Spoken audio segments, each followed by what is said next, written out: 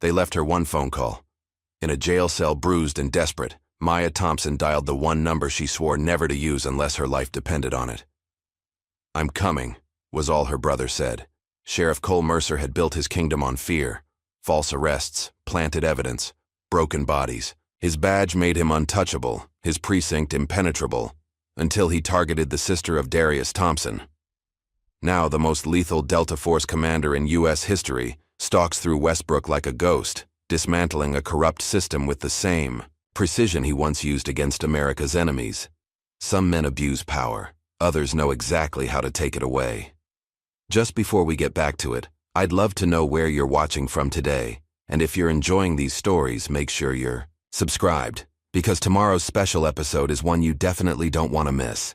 The fluorescent lights of the Quick Stop gas station cast harsh shadows across Maya Thompson's face as she pulled her weathered Honda Civic into the last available pump. The digital clock on her dashboard read 11:37 p.m.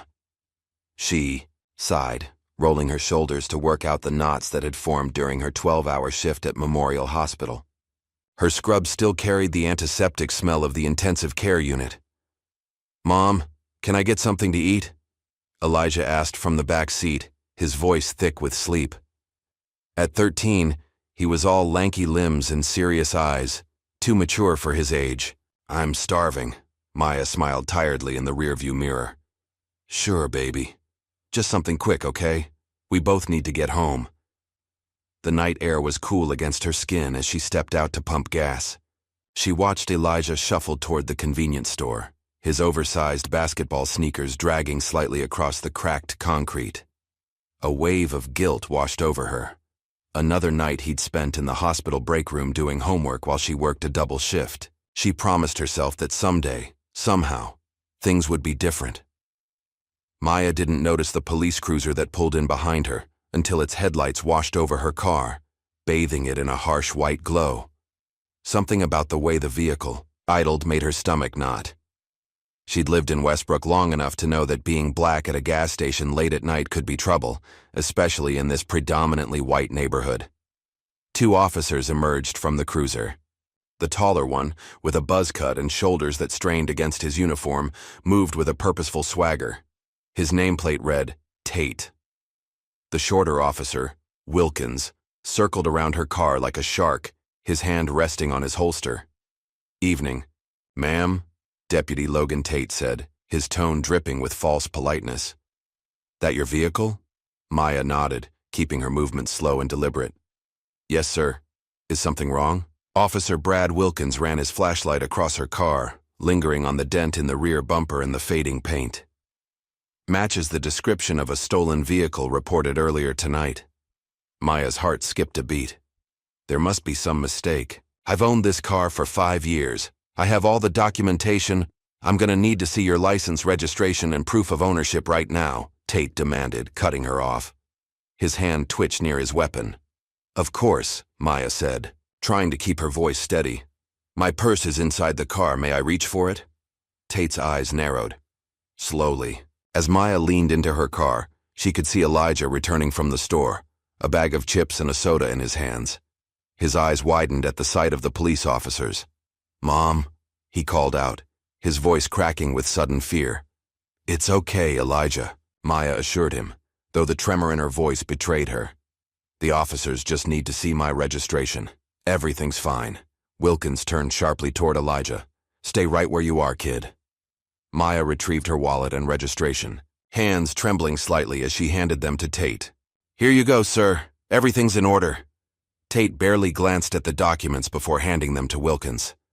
"This doesn't prove anything. This could all be falsified." Confusion and fear mingled in Maya's chest. "What? No, those are genuine." "Step away from the vehicle," Tate ordered, his voice hardening. "Mom," Elijah cried out, dropping his snacks and pulling his phone from his pocket. His fingers flew across the screen, activating the camera. Wilkins noticed immediately. "Hey." "What do you think you're doing?" He strode toward Elijah, his face twisted with anger. "Leave him alone," Maya shouted, taking a step forward. "He's just a child." Tate grabbed Maya's arm, wrenching it behind her back. "I said step away from the vehicle." "You're hurting me," Maya gasped, tears springing to her eyes. Meanwhile, Wilkins reached Elijah, snatching the phone from his hands. "Filming police officers? That's obstruction of justice, kid." "No, it's not," Elijah protested, his voice breaking. "It's my right," Wilkins sneered, then deliberately dropped the phone, crushing it beneath his boot with a sickening crack. Oops. Small crowd had begun to gather around the pumps. A middle-aged white woman stepped forward. "Excuse me, officers, is this really necessary? She was just getting gas." "Ma'am, stay back. This is police business," Wilkins barked. "Anyone interfering will be arrested for obstruction." Another bystander, a young black man in a business suit, had his phone out recording. Wilkins pointed at him menacingly. "You want to spend the night in lockup too?" The man hesitated but kept filming. "This isn't right." "Last warning," Wilkins growled, starting toward him. The man reluctantly lowered his phone but didn't put it away completely. Tate had Maya pressed against her car now, roughly patting her down. "What's in your pockets? Any weapons? Drugs?" "Nothing," Maya cried. "I'm a nurse. I was just getting off my shift." "Sure you are," Tate scoffed. "And I'm the Queen of England." Maya struggled to maintain her composure. "Please, my son is watching. Just check my ID. I work at Memorial." "Stop resisting," Tate shouted, though Maya had gone completely still. "I'm not." Before she could finish, Tate grabbed her wrists and snapped handcuffs on them, tightening them until they bit into her skin. He spun her around, his face inches from hers. "You people never learn, do you?"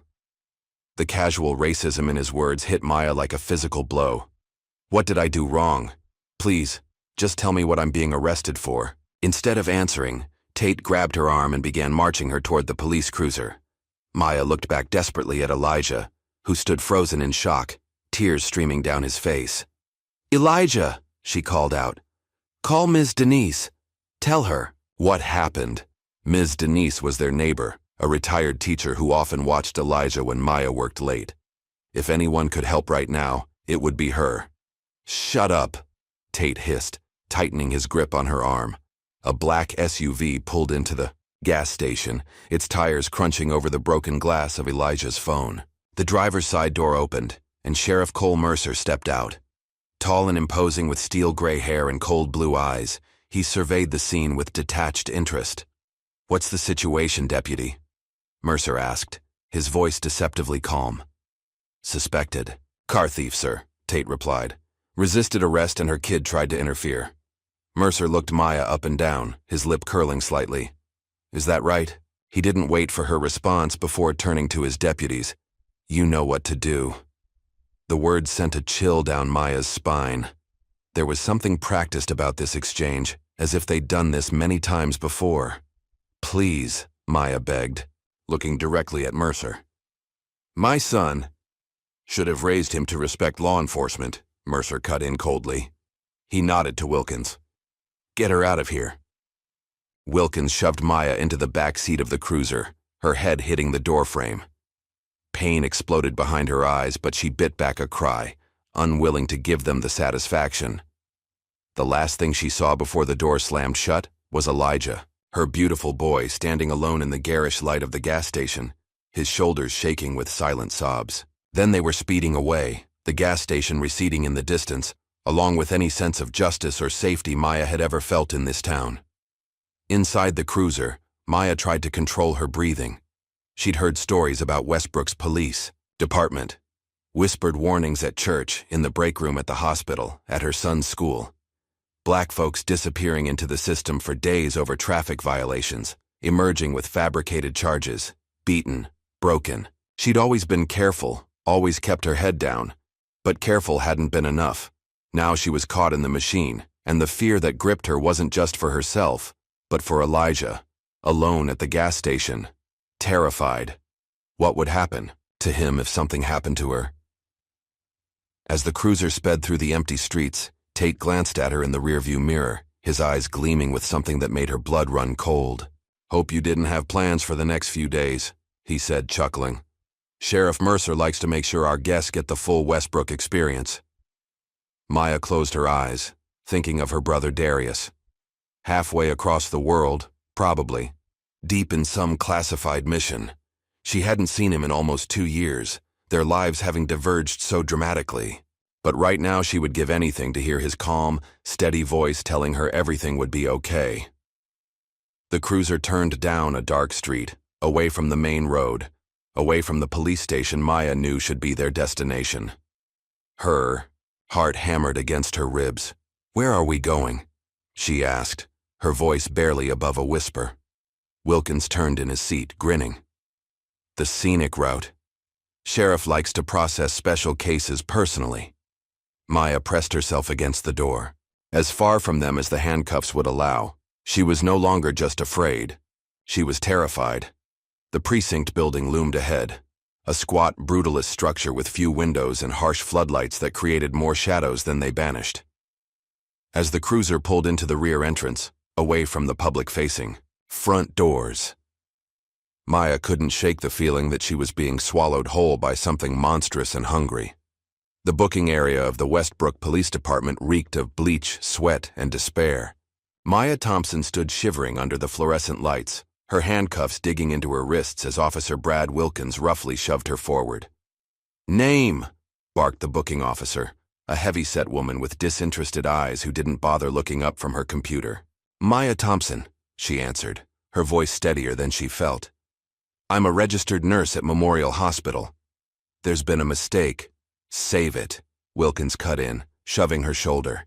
"She was caught stealing a vehicle at the Quick Stop on Elmwood." "That's not true," Maya protested. "It's my car. I have proof." "And assaulting an officer," Wilkins added, raising his voice over hers. "Resisting arrest." The booking officer sighed as though this was routine, typing the information without question. "Empty your pockets." Maya had nothing but her hospital ID badge, her wallet, and a pack of gum. As she placed them on the counter, Wilkins picked up her wallet, leafing through it. "Well, what do we have here?" he said, a cruel smile spreading across his face as he pulled out a small plastic bag filled with white powder. "Looks like we've got possession charges, too." Maya's blood ran cold. "That's not mine. You planted that." Wilkins shrugged. "Guess that explains the erratic behavior, huh? High as a kite." He turned to the booking officer. "Add narcotics possession to the charges." The booking officer nodded, adding it to the file without hesitation, as if planting evidence was just another Tuesday night at the Westbrook PD. "I want to call my lawyer," Maya demanded, her voice hoarse with fear and anger. "I have rights." Wilkins laughed. "Rights? That's cute. You'll get your phone call when we decide you get your phone call." After being fingerprinted and photographed, they led Maya down a long corridor. The cells they passed were packed with women, many of them black or Latina, most looking resigned to their fate. Finally, they reached a holding cell at the end, already cramped with at least 15 women in a space meant for 8. The door clanged shut behind her, the sound reverberating through her bones like a death knell. Maya stood just inside, taking in the scene. The single toilet in the corner with no privacy screen, the uncomfortable metal benches, the overwhelming smell of unwashed bodies and desperation. "First time?" asked a voice to her right. Maya turned to see a woman about her age with tired eyes and a fading bruise on her cheekbone. "I shouldn't be here at all," Maya said, wrapping her arms around herself. "They planted drugs on me." The woman nodded grimly. "Classic Westbrook special. I'm Janine. Been here 3 weeks waiting for a hearing that keeps getting rescheduled." "3 weeks?" Maya whispered, horrified. "For what?" "Supposedly I had a broken taillight. Then they claimed I had outstanding warrants, then unpaid tickets. They just keep adding charges." Janine moved closer, lowering her voice. "Look, this precinct is notorious. They target black folks, plant evidence, falsify reports. Sheriff Mercer runs this county like his personal fiefdom." A chill ran down Maya's spine. "My son. He's alone at the gas station. He's only 13. Janine squeezed her hand. "Someone will look out for him. The community knows what these cops are like." Maya hoped she was right.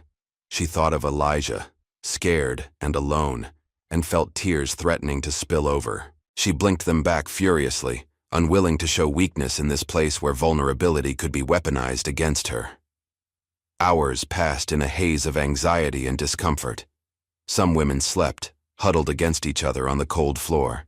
Others paced.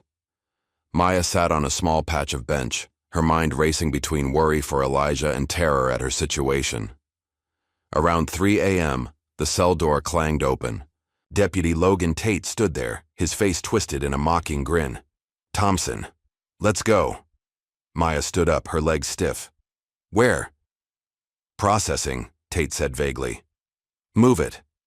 As she passed Janine, the woman whispered, "Stay strong, don't sign anything." Tate led Maya down several corridors, away from the main holding area. The administrative section of the precinct was eerily quiet this time of night. He opened a door to a small windowless room with a single table and 2 chairs. "In," he ordered. Maya stepped inside, her heart pounding. The room had that sterile, impersonal quality of places designed to break people. "I want my phone call," she said, summoning courage from somewhere deep inside. "It's my right." Tate chuckled, closing the door behind them. "You'll get your call when I say you get your call." Maya stood her ground. "I'm a nurse. I know my rights. I demand to call." The blow came without warning, a sharp jab to her stomach that knocked the wind from her lungs. Maya doubled over, gasping. "Learn your place," Tate hissed, his face inches from hers. "In here, you have no rights. You have no voice. You are nothing." Tears of pain and rage blurred her vision. "You won't get away with this." Tate straightened up, adjusting his uniform with casual indifference. "Thousands before you said the same thing. Guess what? We always do." The door opened, and Sheriff Cole Mercer walked in, his presence filling the small room. He carried a manila folder, which he dropped on the table before sitting down. "Ms. Thompson," he said, his voice silky smooth, dangerous. "Have a seat." Maya remained standing, one arm still cradling her abdomen. "I want to call my lawyer, and I need to know what happened to my son." Mercer smiled, but it didn't reach his eyes. "Your son is fine. Child Services picked him up." The casual way he delivered this devastating news made Maya's knees buckle. She gripped the chair to steady herself. "Child Services?" she whispered. "But why? He has a neighbor." "Abandoned minor," Mercer said with a shrug. "Standard procedure when a parent is arrested on drug charges." "Drug charges that are completely fabricated," Maya exploded. "You planted that bag." Mercer's smile faded. "Careful, Ms. Thompson. Making false accusations against officers can result in additional charges." He opened the folder. "You're already facing quite a list. Car theft, resisting arrest, assaulting an officer, possession of a controlled substance." "None of that is true," Maya said through gritted teeth. "And now," Mercer continued as if she hadn't spoken, "we have reason to believe there may be a firearm in your stolen vehicle." Terror gripped Maya. "What? There's no gun in my car." "Not yet," Mercer agreed mildly, then shared a knowing look with Tate. "But evidence has a way of turning up, doesn't it, Deputy?" Tate smirked. "Indeed it does, Sheriff." Maya realized with sickening clarity what was happening. They were systematically building a case that could send her away for years, maybe decades. And they were doing it right in front of her, confident there was nothing she could do to stop them. "Why are you doing this?" she asked, her voice barely above a whisper. Mercer leaned forward, his pale eyes cold and lifeless. "Consider it a reminder of how things work in Westbrook. Some folks need reminding from time to time." The racial undertone was unmistakable. Maya felt rage boiling up inside her, threatening to overflow. "My brother will not help you," Mercer finished for her. "No one will. That's the point, Ms. Thompson." He stood up, straightening his uniform. "Get comfortable. You're going to be with us for a while." As Mercer headed for the door, he paused. "Oh, and if you keep making trouble, we might need to reevaluate your son's situation. Troubled kids from broken homes often end up in the system for years. Would be a shame." The threat hung in the air like poison. Maya felt her breath catch in her throat. "Think about that before you decide how cooperative you want to be," Mercer said, then nodded to Tate. Take her back to holding. As Tate grabbed her arm, Maya's mind raced. She needed help, but who could stand against an entire corrupt police department? Then she remembered. There was one person who could. One person who had faced worse odds, in far more dangerous places. Her brother, Darius. Tate shoved her back toward the holding cells, but they passed a different corridor, one she hadn't seen before. From somewhere down that hallway came a man's scream, followed by a dull thud and silence. Maya stiffened. Tate noticed and smiled, a predatory gleam in his eyes. Sounds like Officer Wilkins is conducting an interview. Horror crawled up Maya's spine. That's torture. That's Westbrook justice, Tate corrected, shoving her forward again. Like I said, get comfortable. You're going to be here a while. When they returned to the holding cell, the women inside looked at Maya with a mixture of sympathy and resignation. They recognized the haunted look in her eyes, having experienced their own versions of Westbrook's processing. Janine made room for her on the bench. You okay? Maya shook her head, unable to speak. The pain in her stomach had subsided to a dull ache, but the fear for her son and her future threatened to overwhelm her. They're trying to break you, Janine whispered. Don't let them. My son, Maya managed, her voice cracking. They said child services took him. A woman across the cell spoke up. They say that to everyone with kids. Half the time it's a lie to make you panic and cooperate. And the other half? Maya asked. The woman looked away. Then you better pray. Someone on the outside is looking out for them. As the night wore on, Maya dozed fitfully, startling awake at every sound. Around dawn, the cell door opened again. This time it was a disheveled man in a rumpled suit, carrying a worn briefcase. Thompson? He called out, sounding bored. I'm Kevin Burris, public defender. Maya stood up. I didn't ask for a public defender. I want to call my own lawyer. Burris sighed, checking his watch. Look, I've got 15 minutes before another case. You want my help or not? Reluctantly, Maya followed him to a small conference room. Unlike the interrogation room from earlier, this one had a window, though it was covered with bars and looked out onto a brick wall. Burris didn't bother with pleasantries. You're in a world of trouble, Ms. Thompson. Car theft, drug possession, resisting arrest. None of that is true, Maya interrupted. They planted evidence, fabricated charges. I was just getting gas with my son. Burris barely glanced up from his notes. Yeah, everyone says that. Because it happens, Maya insisted. Ask anyone in that cell. This precinct targets black citizens, plants evidence. Save it for someone who can do something about it. Burris, cut in. Here's what I can offer. Plead guilty to lesser charges, disorderly conduct and possession of a small amount, and they'll drop the car theft. You'll do 6 months, maybe less. Maya stared at him, incredulous. Plead guilty to crimes I didn't commit? Absolutely not. Burris finally looked at her, his expression a mixture of pity and exasperation. Ms. Thompson, let me be clear. It doesn't matter what actually happened. What matters is what they say happened, and they say you're guilty. But there were witnesses. People at the gas station saw everything. And how many of them will testify against the police in this town? Burris shook his head. Be realistic. No judge in Westbrook is going to believe you over Sheriff Mercer and his deputies. Maya felt tears of frustration burning her eyes. So I'm just supposed to accept this? Let them destroy my life, take my son? I'm not saying it's fair, Burris said, packing up his papers. I'm saying it's reality. As he stood to leave, Maya realized he hadn't asked a single substantive question about her case. He hadn't even pretended to consider her innocence. You're working with them, aren't you? She asked quietly. Burris paused at the door. For a moment, something like shame flickered across his face. Everyone works with them, Ms. Thompson. That's how this town survives. He checked his watch again. Think about that plea deal. It's the best you're going to get. After he left, a guard escorted Maya back to the holding cell. She felt numb, the full weight of her situation pressing down on her. No one was coming to save her. No one was fighting for justice. Except there was one person. One call she hadn't made yet. As daylight filtered through the high, barred windows of the holding cell, Maya thought of her brother Darius. The last time they'd spoken had been months ago, a brief call from some classified location, his voice tired but strong.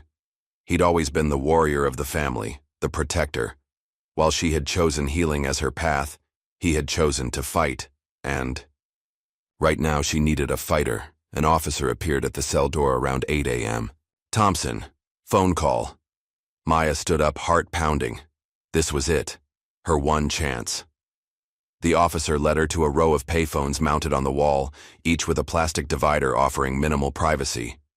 5 minutes, he said, then stepped back. Just far enough to give the illusion of not listening. Maya's fingers trembled as she dialed the number. Not a regular phone number, but a secure line only a handful of people in the world had access to. A number Darius had given her years ago with strict instructions. Only use this if your life depends on it. Today she was certain it did. The line rang once, twice, 3 times. Maya held her breath, praying he would answer. Then, Thompson, came the calm, measured voice of her brother. Just the sound of it made tears spring to her eyes. Darius, she whispered, voice cracking. It's Maya. I need help. There was a brief pause. Then his tone shifted, becoming sharper, more focused. Tell me. As quickly and quietly as she could, Maya explained what had happened. The gas station, the false arrest, the planted evidence, the threats against Elijah. With each word, she could sense her brother's silent rage building on the other end of the line. Who did this to you? Darius asked, his voice now terrifyingly calm. Sheriff Cole Mercer, Deputy Logan Tate, Officer Brad Wilkins. Westbrook Police Department. Maya recited the names, each one bitter on her tongue. They're going to frame me, Darius. They're going to take Elijah. I don't know what to do. Another pause, longer this time. When Darius spoke again, his voice had taken on a quality Maya had heard only once before, after their parents' funeral, when he'd promised her nothing would ever harm her again. Stay strong, he said. I'm coming.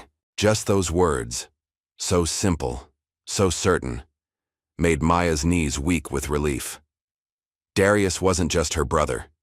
He was a Delta Force commander, a man who had faced impossible odds and prevailed. What should I do until then?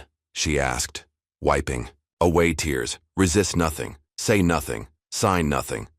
His instructions came rapid fire, precise. Don't antagonize them. Don't give them any reason to hurt you. Just wait. How long? 24 hours. No more. There was steel in his voice. And Maya? This ends today. The line went dead, but Maya didn't immediately hang up. She held the Tay receiver against her ear, drawing strength from the echo of her brother's promise. When she finally turned around, she was surprised to see Sheriff Mercer standing behind her, his eyes narrowed in suspicion. Productive call? He asked, his tone deceptively light. Maya met his gaze steadily, something she wouldn't have dared just minutes ago. Just letting someone know where I am. Mercer studied her face, noticing the subtle change in her demeanor, the fear still present, but now tempered by something else, something like hope. It clearly disturbed him. Who exactly did you call, Ms. Thompson? Maya thought of her brother, of the storm that was now heading straight for Sheriff Mercer and his corrupt kingdom. Part of her wanted to warn him, to see the fear in his eyes for a change. But Darius had taught her better than that. Never let the enemy see you coming, so she simply said, my family, and left it at that. Mercer's eyes narrowed further, but he couldn't quite pinpoint what had changed. He gestured to the guard. Take her back to holding, and watch her. As Maya was led away, she caught a glimpse of uncertainty on Mercer's face. He sensed something was different but couldn't identify the threat. That was Darius's first lesson in warfare. The most dangerous enemy is the one you don't see coming until it's too late. For the first time since this nightmare began, Maya allowed herself to feel something beyond fear and despair. It was small, fragile, but undeniable. Hope. In her mind, she could already hear the approaching footsteps of retribution.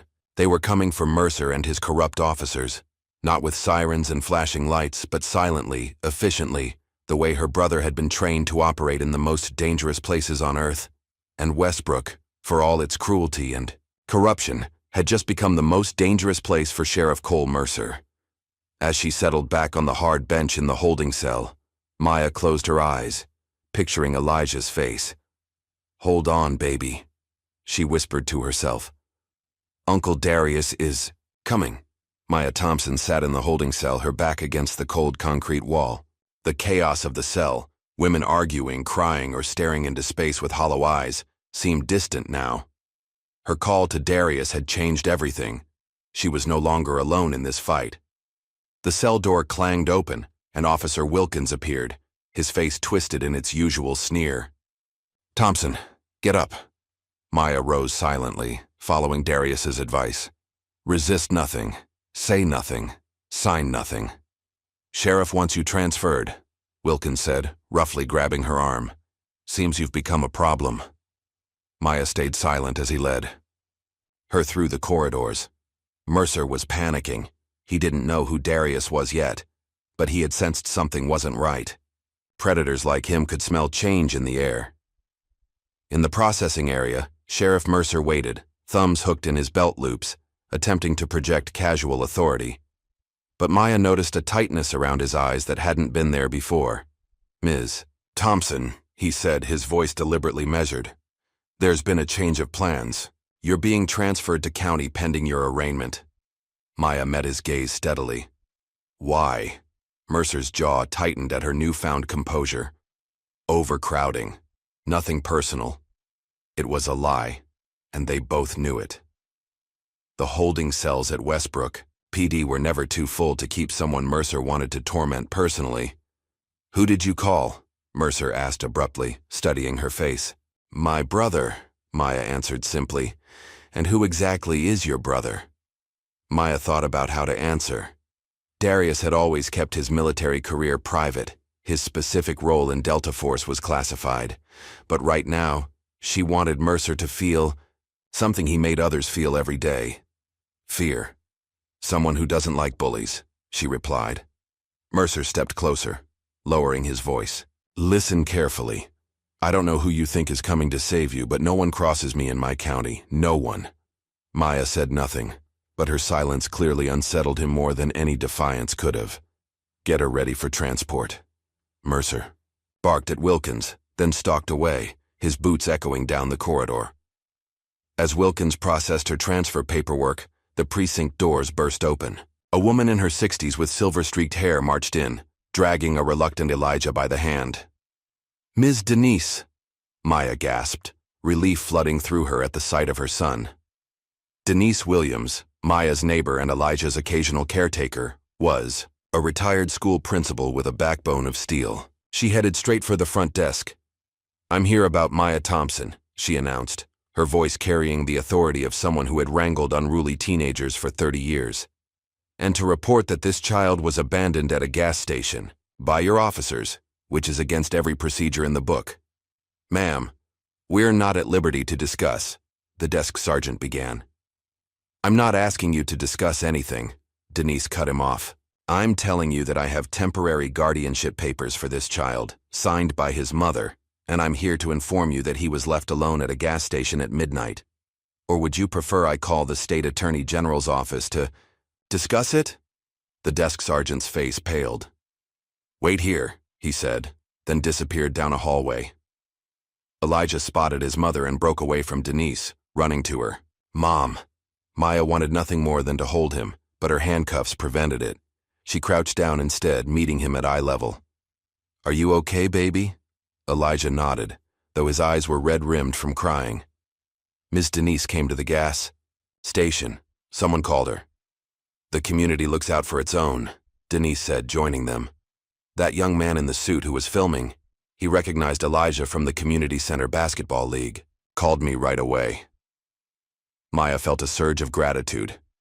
"Thank you," she whispered. Denise squeezed her shoulder.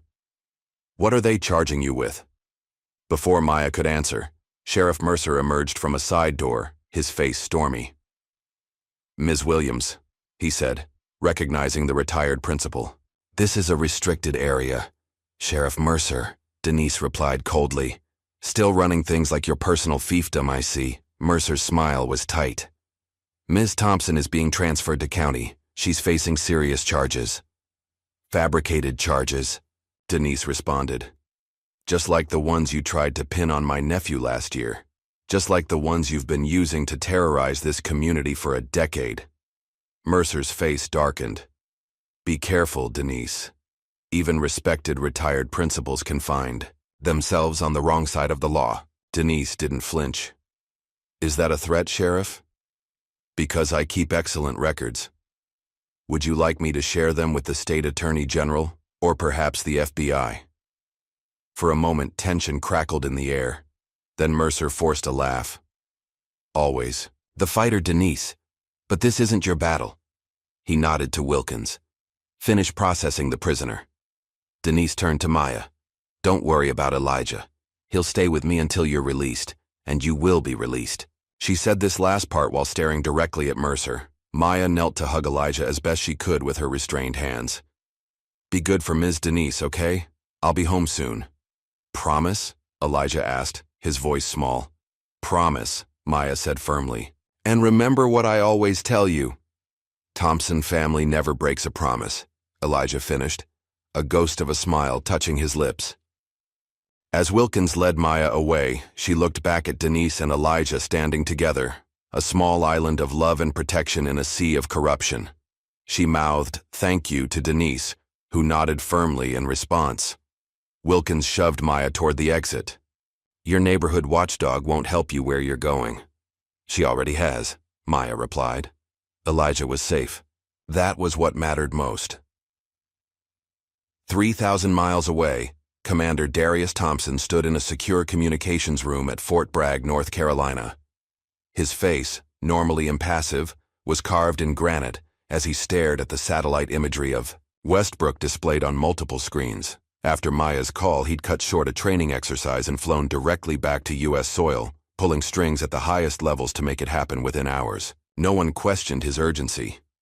Darius Thompson was a legend in Special Forces circles, a man whose missions were classified so deeply that most people in the Pentagon didn't know the half of what he'd accomplished. What do we have? He asked. The room. Carter Reed, Darius's second-in-command and closest friend, stepped forward. A former intelligence officer with contacts throughout the government, Reed had assembled a makeshift team in record time. Westbrook Police Department, rural jurisdiction, overseen by Sheriff Cole Mercer for the past 15 years, Reed began, bringing up personnel files on one screen. Mercer runs the department like a personal fiefdom. Complaints of corruption, brutality, and racial profiling have been filed repeatedly, but they disappear in the system. Political connections? Darius asked. Strong ties to State Senator James Whitaker and Judge Richard Palmer, who oversees most criminal cases in the county, answered Lisa Nguyen, a cybersecurity expert who had served with Darius on 3 classified missions. The 3 of them went to college together, belonged to the same fraternity. Financial situation? Marcus Green, a forensic accountant who had helped Darius track terrorist financing across borders, pointed to another screen. Sheriff's Department budget shows significant discrepancies. Mercer lives well beyond his official salary, vacation homes, boats, expensive cars. We're tracing the money now, but early indicators suggest ties to drug trafficking along the I-95 corridor. Darius absorbed the information, his mind already formulating a strategy. What about my sister and nephew? Maya is being transferred to county jail, Reed said. Our contact at the State Attorney General's office confirms it's unusual. Westbrook, PD typically holds suspects for at least 48 hours before transfer. He's spooked, Darius observed. Good. Your nephew is with a neighbor, Denise Williams, retired school principal, clean record, respected in the community, Nguyen added. She confronted Mercer at the precinct and threatened to go to the state. AG. That's likely what prompted the transfer. Darius nodded, a ghost of a smile touching his lips. Maya always did have good taste in friends. He stepped closer to the screens, studying the satellite imagery of Westbrook. It wasn't so different from other battlefields he'd analyzed before operations. Terrain, infrastructure, choke points, potential escape routes. The difference was that this time, the enemy wasn't a terrorist cell or hostile force.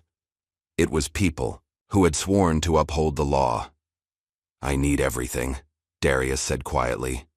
"Every case where Mercer's department has falsified evidence, every person wrongfully arrested, every victim who was too afraid to speak up, every financial transaction, every political favor, every dirty secret." The room fell silent, the gravity of what he was proposing settling over them. This wasn't a sanctioned mission. This was personal.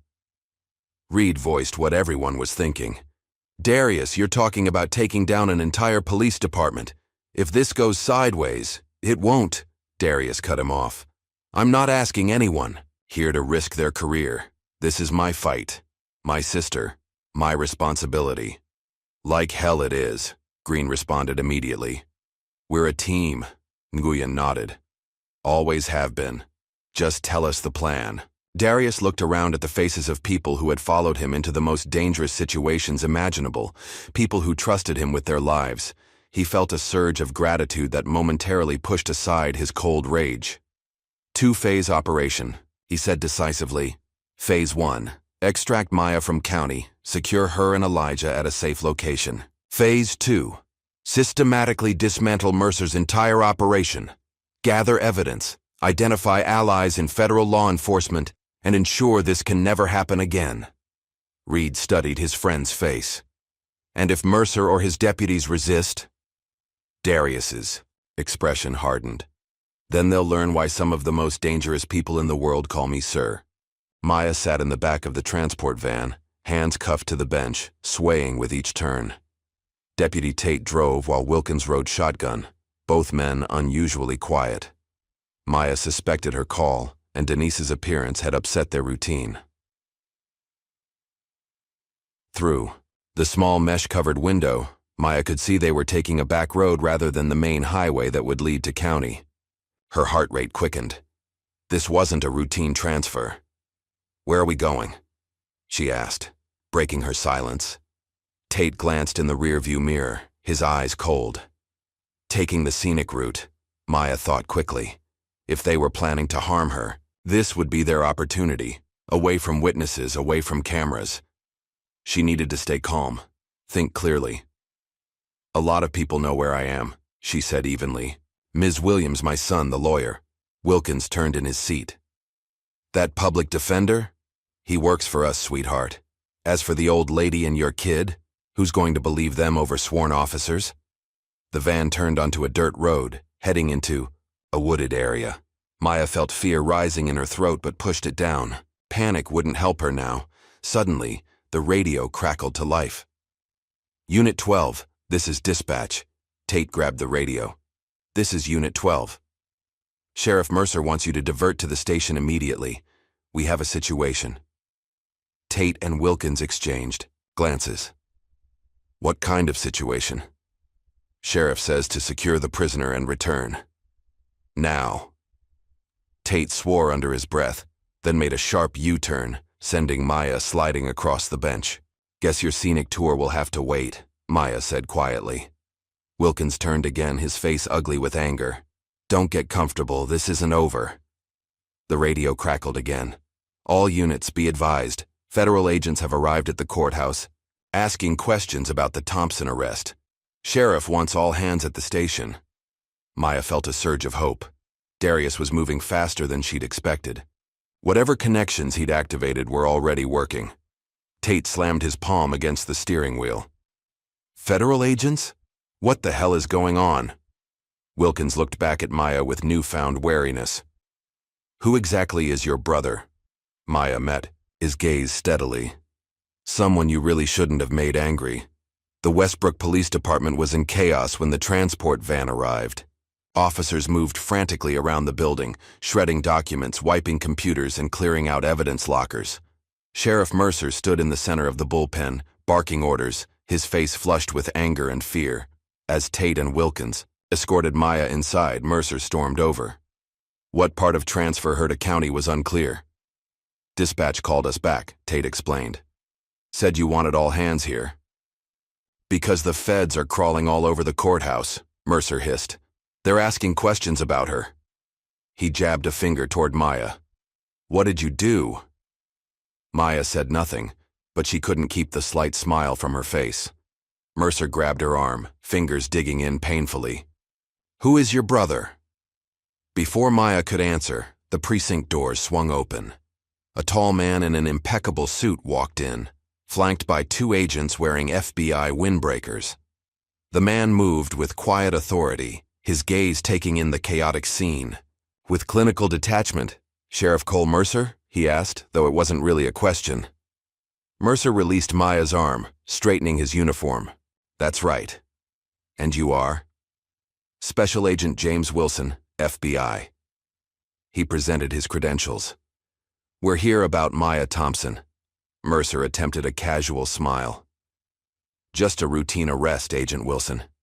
In fact, we were transferring her to county for processing. Wilson's expression remained neutral. In a van that took a detour into Wagner Woods. Interesting route to the county jail. Mercer's facade slipped for just a moment, his eyes darting to Tate and Wilkins. My deputies must have gotten turned, around, new to the area. Both of them? With a combined 23 years on the force? Wilson consulted a file in his hand. Fascinating. Maya watched the exchange with growing hope. This wasn't just any FBI agent. This was someone Darius had sent, someone prepared. Wilson turned to Maya. Miss Thompson, are you all right? Yes, sir, she answered, lifting her cuffed hands. Though I'd be better without these. Remove the restraints, Wilson ordered. Mercer stepped forward. Now wait a minute. She's facing serious charges. Fabricated. Charges, Wilson interrupted.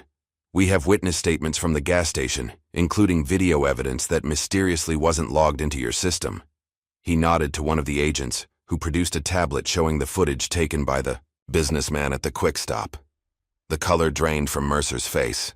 That doesn't change. It changes everything, Wilson said calmly, especially when combined with the financial audit our forensic accountants are conducting right now. Interesting spending habits you have, Sheriff. Maya rubbed her wrists as Wilkins reluctantly removed the handcuffs, his hands shaking slightly. Ms. Thompson, Wilson continued, you're free to go. One of my agents will take your statement, but not here. He glanced around the precinct with distaste. We'll arrange transportation home for you. This is outrageous, Mercer blustered, but there was no conviction in his voice. You can't just walk in here and... Actually, we can, Wilson cut him off, especially with the warrant signed by a federal judge.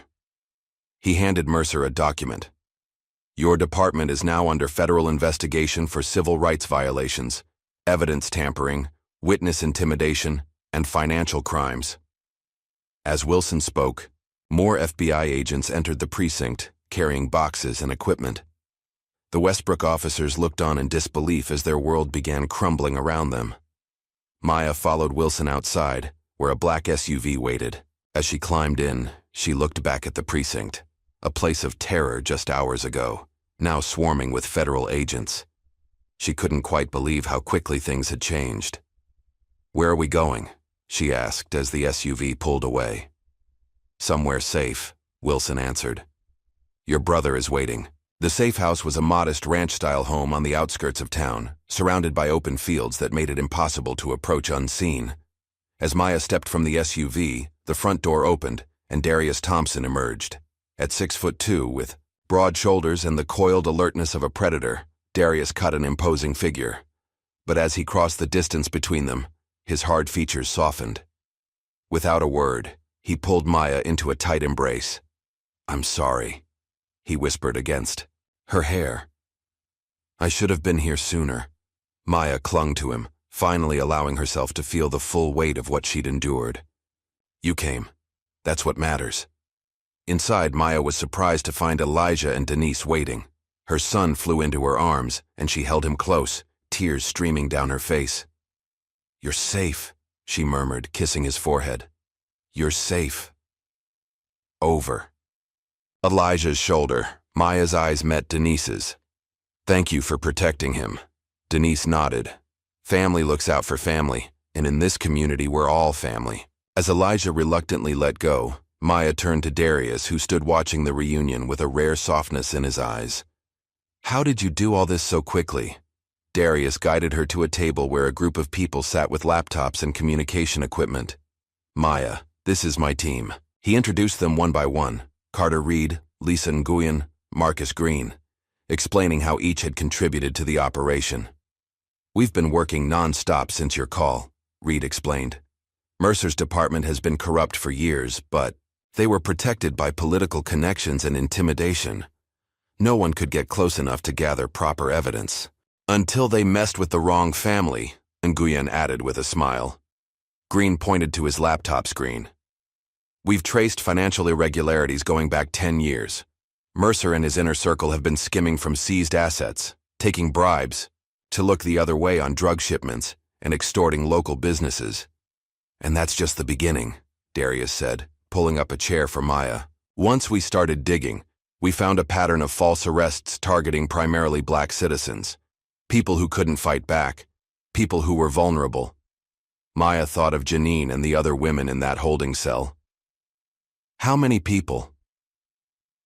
"Hundreds," Reed answered grimly. "Some were coerced into guilty pleas for crimes they didn't commit. Some are still in prison." "We're working with the Department of Justice now," Darius explained. "This isn't just about you anymore, Maya. It's about dismantling an entire system of corruption." Maya absorbed this information, a mix of emotions washing over her: relief at her own freedom, rage at what had been happening in her community, determination to see justice done. "What happens next?" she asked. Darius's expression hardened. "Phase 2. Sheriff Cole Mercer paced his office, phone pressed to his ear. "I don't care what it takes. Make this go away." State Senator James Whitaker's voice was tight with stress. "It's not that simple, Cole. The feds have a federal warrant. Judge Palmer can't block it." "Then find someone who can," Mercer hissed. "We all go down if this continues. Remember that." He ended the call and slammed his fist against the desk. Everything was unraveling. FBI agents were combing through every inch of the precinct, seizing computers, files, and evidence. Most of his officers were being questioned. Tate and Wilkins had been taken away in handcuffs after agents found the drugs they routinely used to plant on suspects. A knock at his door made him look up. Agent Wilson stood there, his calm demeanor more unsettling than any show of aggression would have been. "Your turn for questioning, Sheriff," Wilson said. Mercer straightened his uniform, grasping at the last shreds of his authority. "I have nothing to hide." "Then you won't mind explaining these," Wilson replied, placing photographs on the desk. Images of Mercer meeting with known drug traffickers, accepting envelopes, shaking hands with criminals. Mercer's blood ran cold. These were taken with a long-range lens from positions that would have required military-grade surveillance equipment, the kind of equipment only someone with Special Forces background would have access to. "Who is Maya Thompson's brother?" Mercer asked, his voice barely above a whisper. Wilson's smile was cold. "Someone you really should have left alone." At that moment, Mercer's phone buzzed with a text message. It was from an unknown number, containing just 4 words. "This is only beginning." Looking up, Mercer saw a figure through his office window, a yatu, tall, broad-shouldered man in civilian clothes, watching him from across the street. Though they had never met, Mercer knew instantly who it was. The man held Mercer's gaze for a long moment, then turned and walked away, disappearing into the crowd. Sheriff Cole Mercer, who had terrorized an entire community for years, felt something he had never expected to experience: fear, pure, undiluted fear. At the safe house, Maya sat beside her brother on the porch, watching as Elijah played basketball with Reed in the driveway. Her body still ached from her ordeal, but her spirit was healing. "Mercer won't go down easily," she said. "He has connections." "Had connections," Darius corrected. "Amazing how quickly political allies disappear when federal indictments are in the air." Maya studied her brother's profile. "You didn't just call in a favor with the FBI, did you? This is bigger." Darius was silent for a moment. Let's just say I reminded some people in Washington that justice shouldn't depend on who you know or what color your skin is. What about the other victims? The women I met in that cell? Already being processed for release, Darius assured her. And our legal team is preparing class action suits against the county. No one's going to sweep this under the rug. Maya leaned her head against her brother's shoulder, overwhelmed with gratitude yet haunted by how easily her life could have been destroyed. I was lucky, she said softly. I had you. But how many don't? Darius put his arm around her. That's why this can't stop with Mercer. The system that protected him needs to change. As they watched Elijah sink a perfect jump shot, both siblings felt the weight of this truth. Maya's ordeal was ending, but the fight for justice was just beginning. And for the corrupt officers of Westbrook, the nightmare was only now taking shape. A nightmare orchestrated by a Delta Force commander who had faced down terrorists and warlords across the globe, but who had never confronted an enemy that infuriated him more than those who had dared to harm his family. The morning sun cast long shadows across Sheriff Mercer's office as he paced the floor, phone pressed to his ear. 3 days had passed since the FBI had descended on his precinct, and his carefully constructed kingdom was crumbling around him. I don't care what it costs, he hissed into the phone. Find out who this Darius Thompson really is and what he's capable of. On the other end of the line, his contact at the State Bureau of Investigation sounded nervous. Cole, you don't understand. This guy's file is redacted to hell and back. Delta Force isn't just special forces. It's the elite of the elite. Black ops, counterterrorism, high-value targets. The missions these guys run don't officially exist. Mercer stopped pacing. So he's dangerous. More than dangerous. He's got medals the public doesn't even know exist. And now he's called in every favor he's owed. The Attorney General's office, the FBI, even people at the Pentagon, they're all coming for you. Mercer's jaw tightened.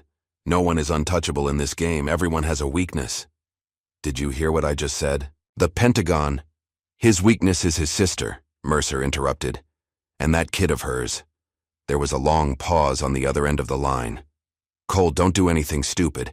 These people can make you disappear. No, Mercer said coldly. They've made a critical mistake. They've left me alive and with nothing to lose. He ended the call and tossed the phone onto his desk. Deputy Tate and Officer Wilkins had been released on bail, part of Mercer's network of corruption still functioning despite the federal scrutiny. They sat across from him now, both looking haggard and afraid. The feds seized everything, Tate said. They're going through every case, every arrest. Let them look, Mercer replied dismissively. Paper trails can disappear. Witnesses can recant. Judges can be persuaded. This feels different, Wilkins said, fidgeting with his watch. My lawyer says they've got surveillance footage, financial records going back years. Mercer leaned forward, his voice dropping to a dangerous whisper. Are you losing your nerve, Brad? Wilkins swallowed hard. No, sir. I'm just saying, I'm not interested in what you're just saying. Mercer cut him off. I'm interested in loyalty, in whether I can count on you two to do what needs to be done. The two officers exchanged glances. Despite their fear, they knew they were already implicated. Their fates were tied to Mercer's. What's the plan? Tate asked finally. Mercer smiled, a cold expression that never reached his eyes. First, we call in reinforcements. He picked up a burner phone, one not connected to the department, and dialed a number from memory. When the call connected, he spoke just 3 words. I need help. The voice that answered was smooth, almost casual. That'll be expensive, Sheriff. Money's not an issue, Mercer replied. But timing is. Tonight. Consider it done. After ending the call, Mercer turned back to his deputies. Now we need to get ahead of the narrative, plant the seeds of doubt. How? Wilkins asked. By turning Thompson into a threat. Mercer pulled out a folder containing everything they'd managed to gather on Darius Thompson in the past 72 hours. We issue a statement about a dangerous military operative with possible PTSD interfering in legitimate police business. We suggest he's unstable, potentially violent. Tate nodded slowly, catching on. Make the public afraid of him rather than us. Exactly, Mercer said. And then we reach out to my contacts at the Chronicle. Plant a story about a witch hunt against hard-working law enforcement, orchestrated by federal bureaucrats with a political agenda. Will that be enough? Wilkins asked skeptically. Mercer's expression darkened. It's just the beginning. By tomorrow, Maya Thompson will regret ever having called her brother. Darius Thompson stood at the window of the safe house, scanning the perimeter out of habit. Though the property looked peaceful in the afternoon light, his instincts told him to remain vigilant. 15 years in Delta Force had taught him that the most dangerous moment often came when the enemy appeared to be in retreat.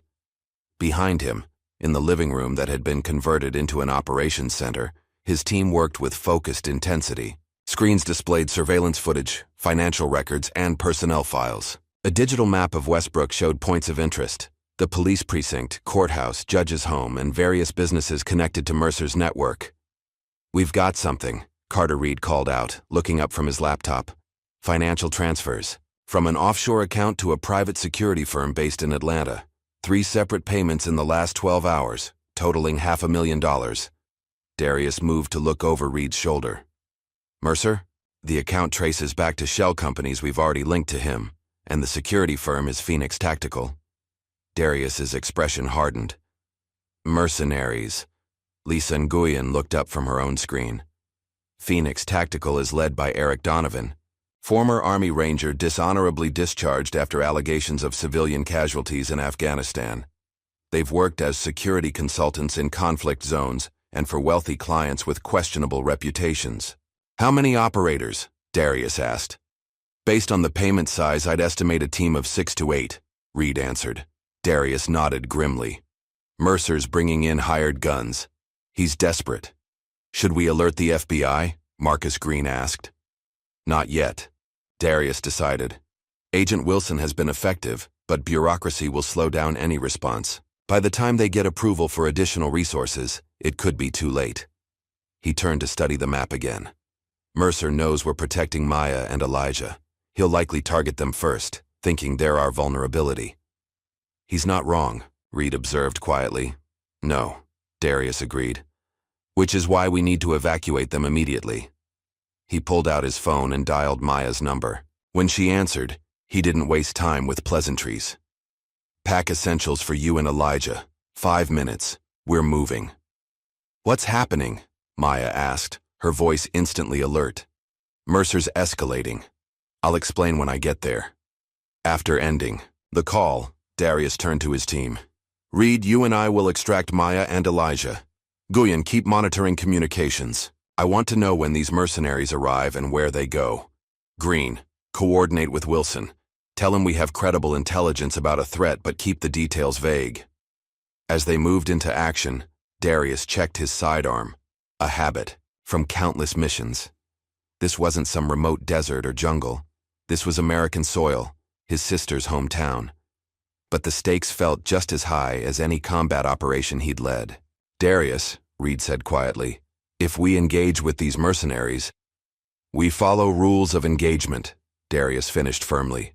"Non-lethal options first. But make no mistake, these men are coming to harm my family. I won't let that happen." Determination in his voice left no room for debate. Reed nodded, understanding perfectly. He'd served with Darius long enough to know that while the commander was methodical and disciplined, he was utterly relentless when protecting those he cared about. "Let's move," Darius ordered. Maya Thompson moved through her small apartment, quickly gathering essentials for herself and Elijah. After their release from custody, they'd returned home rather than staying at the safe house, wanting some semblance of normalcy. Now, that decision felt dangerously naive.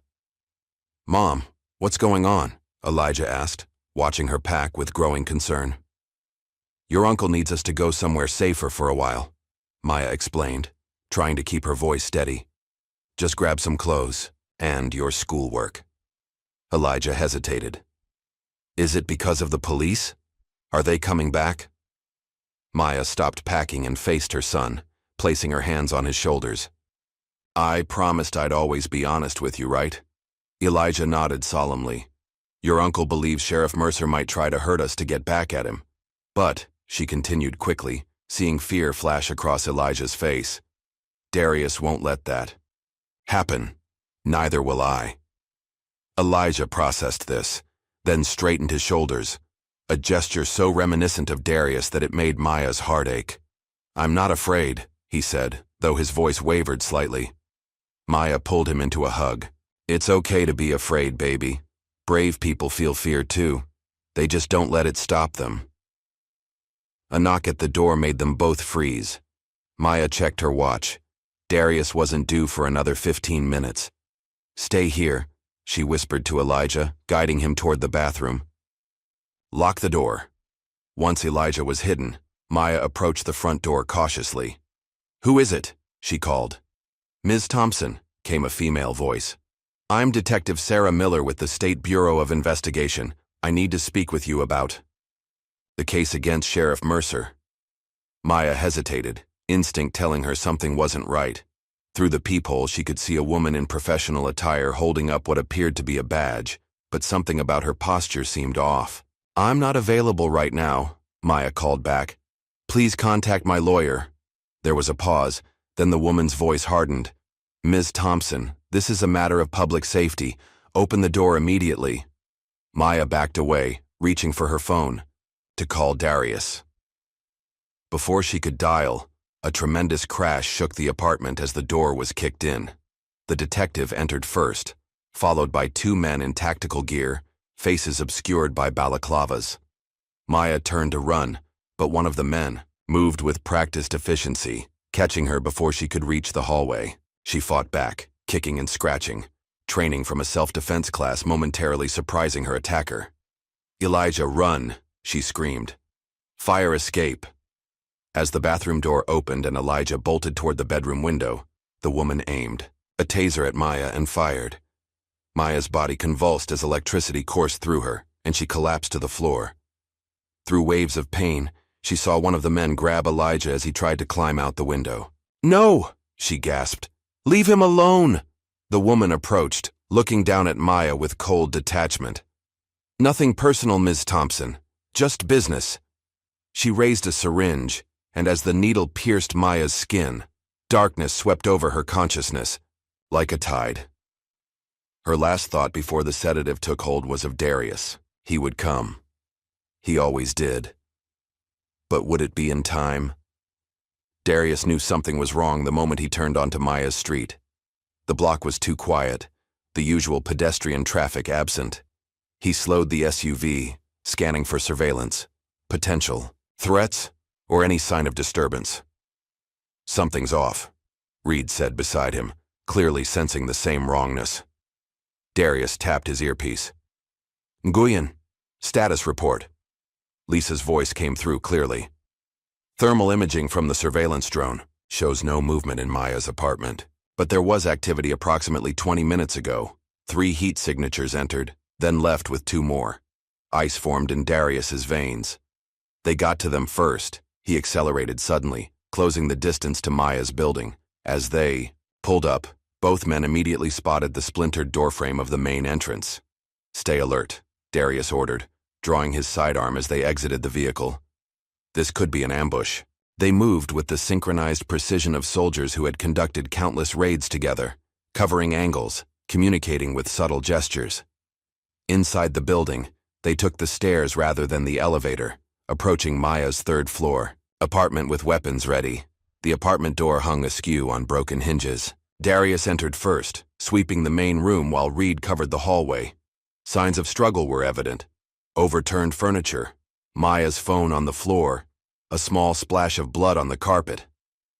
Clear, Darius called after checking the bedroom. Clear, Reed echoed from the bathroom. Darius knelt by the bloodstain, touching it gently. Still tacky. Recent. He forced down the rage building inside him, channeling it into cold, tactical focus. They knew we were coming, he said. This was timed. To beat us here. Reed was examining a syringe discarded near the couch. Sedative, most likely. Professional job. Darius activated his earpiece again. Nguyen, track all vehicles that left this area in the last 30 minutes, and get me everything on Phoenix Tactical, known associates, properties, Safe houses. Already. On it, Nguyen replied. And Darius? The Chronicle just published an article calling into question the federal investigation. They're painting Mercer as a victim of overreach and you as a potentially unstable military operative with a grudge. He's playing defense and offense simultaneously, Darius observed, trying to sway public opinion while taking hostages. Reed looked grim. This is getting complicated fast. Maybe it's time to bring in more resources. Darius considered this, weighing options with the same methodical precision he applied to combat decisions. Call Wilson. Tell him Maya and Elijah have been abducted by what we believe are mercenaries hired by Mercer. But make it clear, we're not standing down. As Reed made the call, Darius moved to the window, looking out at the city where his sister had built a life. She'd chosen to stay in Westbrook despite its problems, committed to serving its people as a nurse, raising her son to be strong and compassionate in a place that didn't always value those qualities. And now she was in danger because of that choice. Because a corrupt sheriff believed he was above the law, beyond consequences. Darius's phone vibrated with an incoming text from an unknown number. The message contained only an image, Maya and Elijah unconscious, in what appeared to be an industrial setting. Below the image was a simple message: call off the investigation or they die. Darius stared at the screen, his expression unreadable. But inside something shifted, the disciplined commander giving way to something more primal, more dangerous. Mercer had crossed a line, one he would soon regret. Night had fallen over Westbrook, bringing with it a tense electric atmosphere. Downtown streets near the police precinct had been blockaded, squad cars positioned at major intersections. Officers who remained loyal to Mercer patrolled in pairs, weapons visible, a show of force meant to intimidate. Inside an abandoned warehouse on the outskirts of town, Maya Thompson slowly regained consciousness. Her head throbbed, mouth dry from the sedative. As her vision cleared, she took in her surroundings: concrete floors, rusted machinery, high windows letting in minimal moonlight. Her hands were bound to a metal chair, tight enough to cut into her wrists. "Mom?" Elijah's frightened voice came from beside her. Maya turned to see her son similarly restrained in a chair a few feet away. His face was streaked with tears, but his eyes showed the Thompson resilience. "I'm here, baby," she assured him, trying to keep her voice steady. "Are you hurt?" Elijah shook his head. "They didn't hurt me, just tied me up when I tried to run." Maya felt a surge of pride through her fear. "That's my brave boy." "How touching," came a cold voice from the shadows. Sheriff Cole Mercer stepped into the pool of light cast by a single overhead lamp. He looked different out of uniform, more ordinary but somehow more menacing. "What do you want, Mercer?" Maya demanded, struggling to keep the tremor from her voice. Mercer circled them slowly, like a predator assessing its prey. "Originally, just to teach you a lesson about respecting authority. Now?" He shrugged. "Now I want my life back. The life your brother is trying to destroy." "You destroyed it yourself," Maya shot back. "When you decided to be corrupt, when you decided to terrorize people instead of protecting them." Mercer's face darkened. "You have no idea what it takes to keep order in a place like Westbrook. Sometimes lines get crossed for the greater good." "Is that what you tell yourself when you're planting evidence? When you're taking bribes?" Maya asked, her fear giving way to anger. "What greater good were you serving when you had your deputies harass me in front of my son?" Mercer didn't answer directly. Instead, he pulled out his phone, holding it up to show Maya a photo of Darius. "Your brother, the big war hero. Did you know what you were doing when you called him? Did you understand the forces you were unleashing?" "I knew exactly what I was doing," Maya said firmly. "I was calling someone who believes in justice." "The sir," laughed, a harsh sound without humor. "Justice? There's no such thing. There's only power and those too weak to seize it." He pocketed his phone. "Your brother may be powerful in his world, but this is my town, and he's about to learn what happens to outsiders who interfere." He nodded to someone in the shadows, and a woman stepped forward, the same one who had posed as a detective at Maya's door. "Keep them secure," Mercer ordered. I'll be back after I've dealt with their would-be rescuer. As Mercer turned to leave, Maya called after him. You're making a mistake, Sheriff. You have no idea what my brother is capable of. Mercer paused at the door. Maybe not, but neither does he know what I'm capable of. With that ominous statement, he disappeared into the darkness. The woman checked Maya and Elijah's restraints, then took up position by the door, her hand resting casually on the holstered gun at her hip. Maya leaned toward Elijah, keeping her voice low. Don't worry, Uncle Darius will find us. Elijah nodded, struggling to be brave. I know. Thompson family never breaks a promise. At Maya's apartment, Darius had transformed the living room into a tactical command center. Screens displayed satellite imagery, building layouts, and surveillance feeds. His team, now expanded to include Agent Wilson and a select group of FBI tactical specialists, worked with urgent precision. The warehouse district makes the most sense for a hostage situation, Wilson was saying, indicating an area on the digital map. Isolated, multiple exit routes, difficult to surveil. Agreed, Darius said. Nguyen, what do we have on properties connected to Mercer or Phoenix Tactical? Lisa swiped through her tablet. Mercer's brother-in-law owns 3 buildings in that area through a shell corporation. One of them, an old manufacturing plant, showed unusual electrical usage in the past 24 hours. Darius zoomed in on the building in question. That's it. 3 stories, multiple access points, reasonable defensive position. My team can have the building surrounded in 30 minutes, Wilson offered. Too obvious, Darius countered. Mercer will have lookouts. The moment they spot a police or FBI presence, Maya and Elijah become expendable. Reed studied the building schematics. We need a 2-phase approach. Small infiltration team first to locate and secure the hostages, followed by the main force, to apprehend Mercer and his mercenaries. Darius nodded in agreement. Reed, you and I will lead the infiltration. Wilson, have your team ready to move in on our signal. This isn't a military operation in hostile territory, Wilson pointed out. We have procedures for hostage situations. With all due respect, Agent, Darius replied. This is exactly like hostile territory. These aren't ordinary criminals. They're trained mercenaries with military backgrounds, led by a desperate man with nothing to lose. Wilson hesitated, then nodded. You have operational lead until the hostages are secured. Then we do this by the book. Agreed, Darius said. He turned to the team. We move in 1 hour, and everyone needs to understand. Mercer isn't just trying to save himself anymore. He's sending a message, making an example of my family. All the more reason to do this right, Wilson said quietly. Darius checked his watch. Let's gear up. Sheriff Mercer paced the upper floor of the warehouse, watching as deputies Tate and Wilkins coordinated with the mercenaries from Phoenix Tactical. The hired guns were professional, setting up defensive positions, establishing communication, protocols, checking their weapons with practiced efficiency. Thermal imaging is active, reported the mercenary leader, Eric Donovan. We'll have advance warning of any approach. Mercer nodded, trying to project confidence he no longer felt.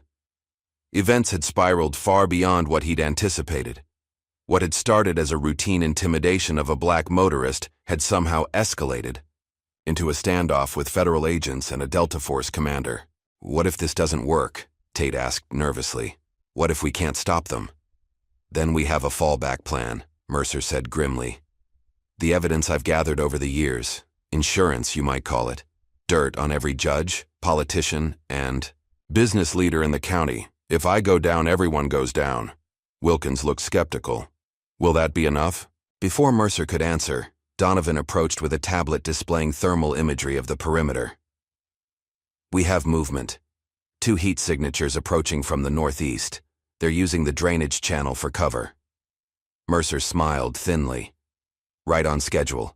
Positions everyone. As his men moved to their assigned locations, Mercer descended to the main floor where Maya and Elijah were being held. Looks like your brother decided to play hero after all, he told Maya. Shame he's walking into a trap. Maya met his gaze, steadily. You still don't understand who you're dealing with, do you?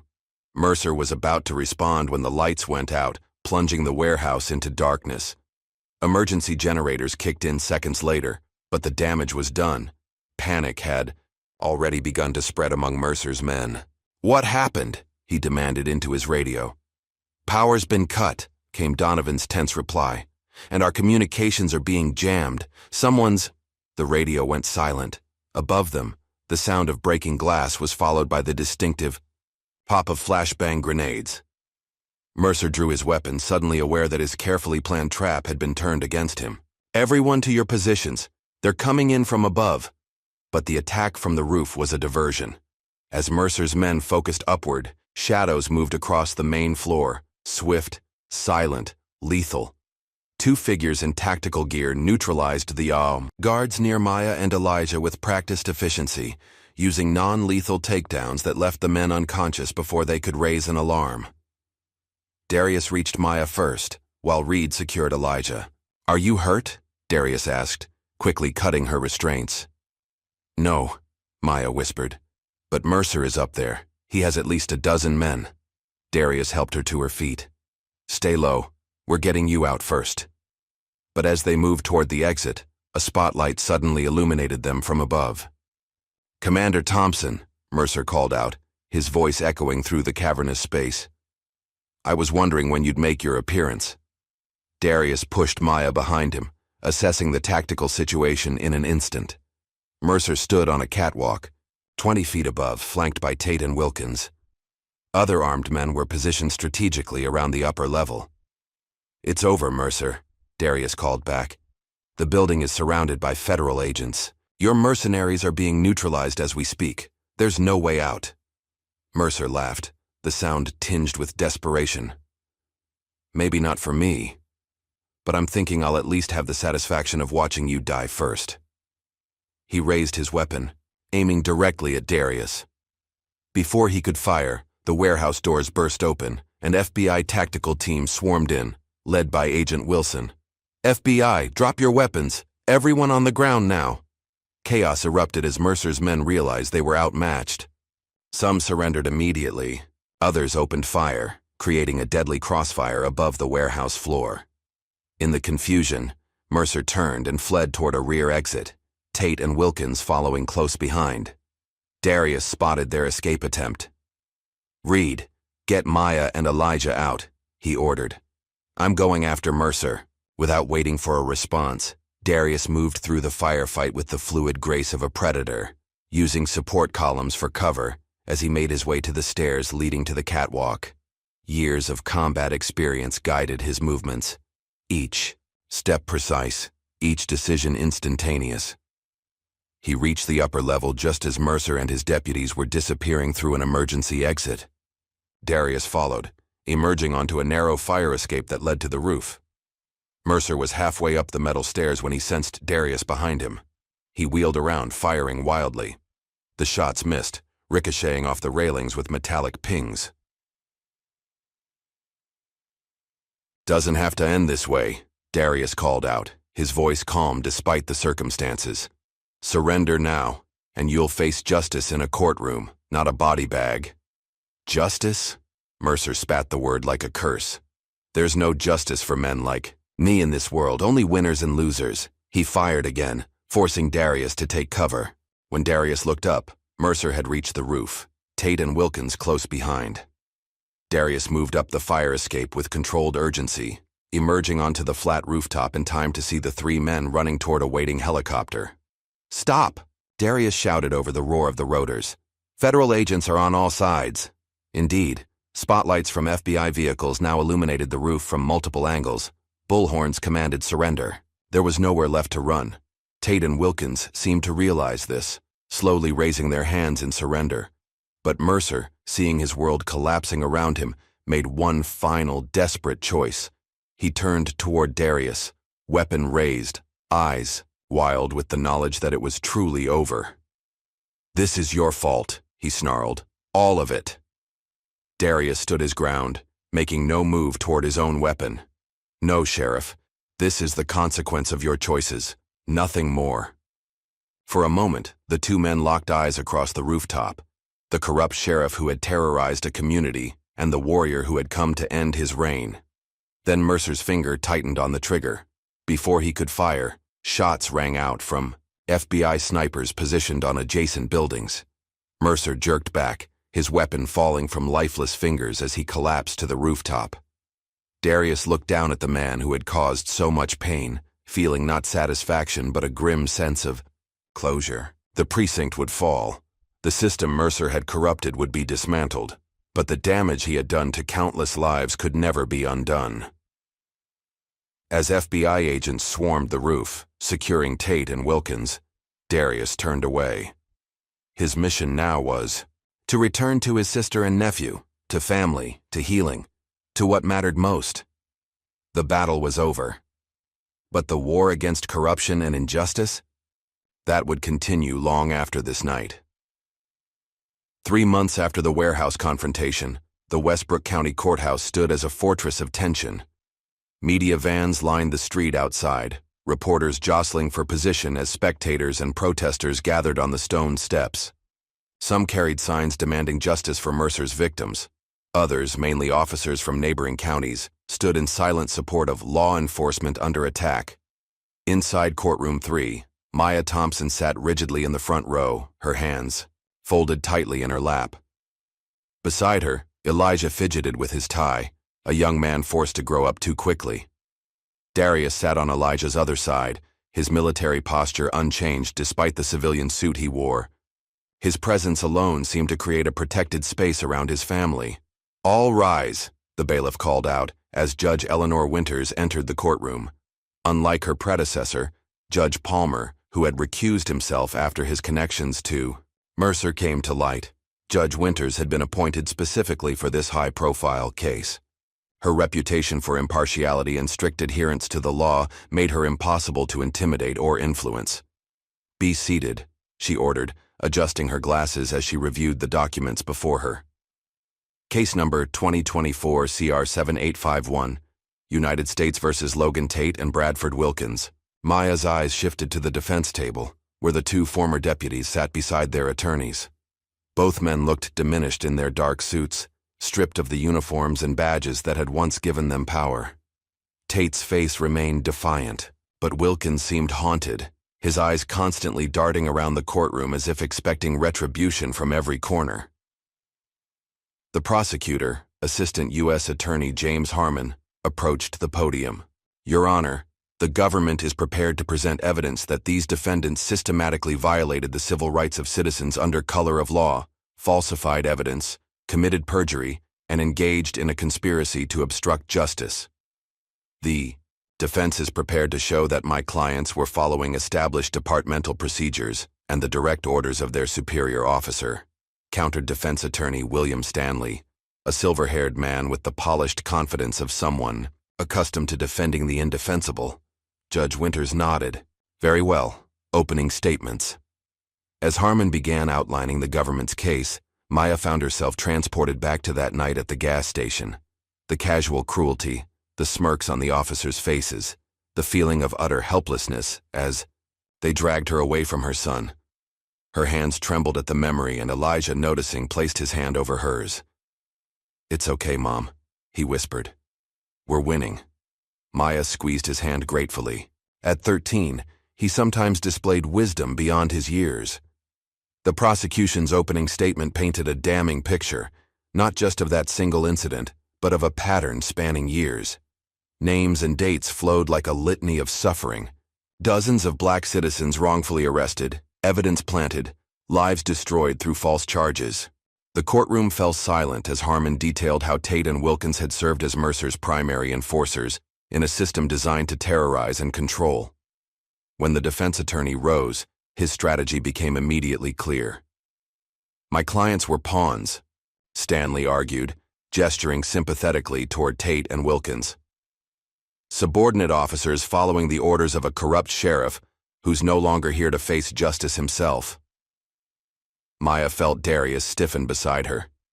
The attempt to shift all blame to the deceased Mercer was as transparent as it was predictable. "Sheriff Mercer created a culture of fear within the department," Stanley continued. "Officers who questioned his methods found themselves assigned to the worst shifts, passed over for promotion, or worse. My clients were victims of a corrupt system, not its architects.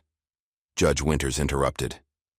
Mr. Stanley, while the court acknowledges the influence of chain of command, let's be clear. Following orders has not been a valid defense for criminal behavior since Nuremberg. A murmur rippled through the courtroom, quickly silenced by the bailiff's stern glare. The first week of trial focused on establishing the pattern of corruption. Former inmates testified about false arrests and planted evidence. Business owners described protection rackets run by the precinct. A forensic accountant meticulously traced the flow of money from drug traffickers through shell companies to the personal accounts of Mercer and his inner circle. On the trial's 8th day, Maya was called to testify. As she took the stand, she felt a peculiar calm settle over her.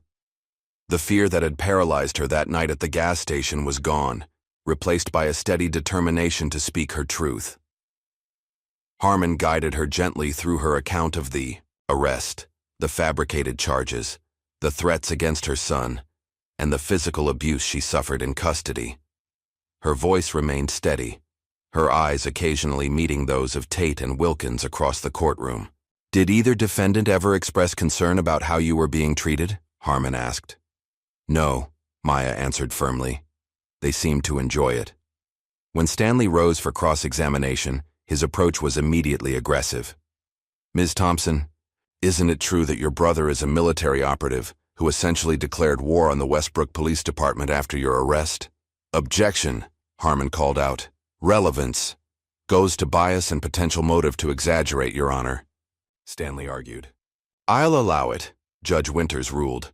"The witness will answer." Maya straightened her shoulders. "My brother came to help me after I was wrongfully arrested and abused by these officers. He worked with federal authorities to expose corruption that had been hurting people in Westbrook for years.